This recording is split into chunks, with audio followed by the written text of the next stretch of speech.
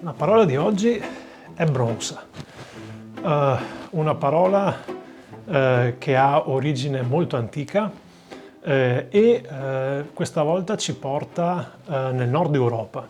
Abbiamo trovato parole nelle puntate scorse che derivano dal greco o derivano dall'ebraico, ovviamente dal latino. Ecco, il Veneto ha anche un discreto numero di parole che derivano, diciamo, dal germanico. In particolar modo questa parola ha un antecedente nel gotico che ha lasciato pochi termini, in realtà, in Brunsts. Alla Brunst indicava l'olocausto, il sacrificio, quando si bruciavano gli animali per propiziarsi gli dei.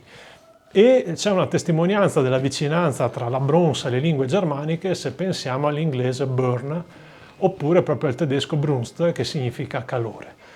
La bronza indica la brace, indica il tizzone nel camino e un'accezione, un modo d'uso che mi ha molto colpito è la bronza della lume, cioè il moccolo, l'ultimo lumicino nel lume ad olio oppure nella candela, che mi interessa anche per ricordare una cosa. Nel dialetto la lume era femminile, non era il lume, come anche la latte e la sale erano femminili e non maschili.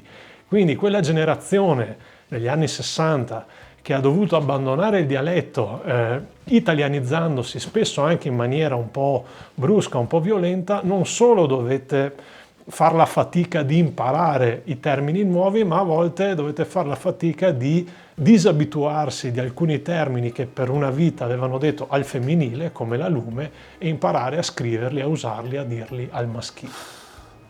Te sei una bronza, guardati. Anche qui.